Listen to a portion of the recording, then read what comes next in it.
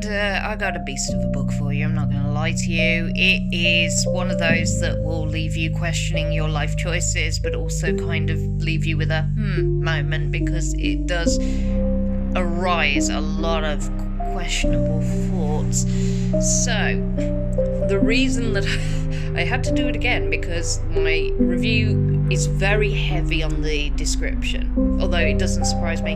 The dialogue, the monologuing, the narrative is strengthy as hell in this book. The detail that Adrian goes into with Apok is just intense, and it's not for the person that wants a light read. This is something that will make you question a lot of things. I'm not going to lie to you, for somebody like me who's used to short and, quick reads, I found that it was almost like the character was a cross between somebody with a paranoid disillusion of themselves and also ADHD, because it took them from A to B to C to D to D, and then back to A, and then finally their final point of B.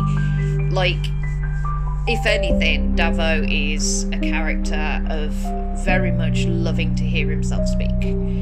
So we are in this story with Davo as he sees the most fucked up and depraved shit that basically turns him into this guy who is basically a killing machine, a psychopath of his own making, that believes that to truly save the world, you have to experience the worst sides of humanity, the most depraved, most messed up shit known to man, in order to become this person that awakens the lost part of the mind, like awakens the inner self. Like, the end of the world is going to come by being subdued and completely locked in and not question anything, and also kind of no purpose in life. Just, yeah, it's the concept is intense, because you're basically talking about a guy who believes that he can take a person and a weapon and he can make the monster come out of this person. He believes that if you give somebody the choice of, like, here is this person you fucking hate, here is the weapon of your choice, unleash your inner beast and become the monster that's buried within your inner self. It's very involved, and this is during the time of the 90s. I think it's 1991. You had the conflict of the Gulf War, and then you had that civil war in Croatia. Hence, this guy is based in the Croatian army, and that's where all this kind of kicks off. And then he goes on the hunt in the first part of the book. He's hunting down an ex-army buddy who went completely off the grid and just turned into the epitome of a monster. It gets brutal as fuck. Intense. Dark. It's one of those books where you wonder what it was like during that time scale.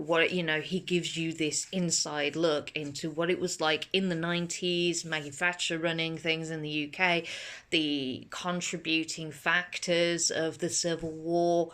It's very dialogue heavy, like I said. It's one of those where the character very much is almost Deadpool and slashed in with a bit of Rorschach, this mindful morality that violence can only beat violence. It's a sick and twisted in some aspects. The research, you can tell, has been done to an absolute fine art when it comes to Adrian. Like, he's done his research, he did his time of working out what it would have been like, working out all the languages. Like, there is bits of other languages in there which I found quite fascinating. It's intense to the point where it's very thought-provoking as well, because you're questioning a lot of things. You're wondering, like, how, in his mind, like, this is how he puts forward that the apocalypse will happen. How he questions biblical texts and he quotes scripture and how he turns it on its head. It's The best way to describe this is there is a line in Criminal Minds which sits heavy with me, and it's so a vicious and murderous killer like this is like a drug addict waiting for their next fix, like just dying to get their next fix. That is very much this book. This guy is addicted to the kill. He is addicted to the violence. And it's the way that he came out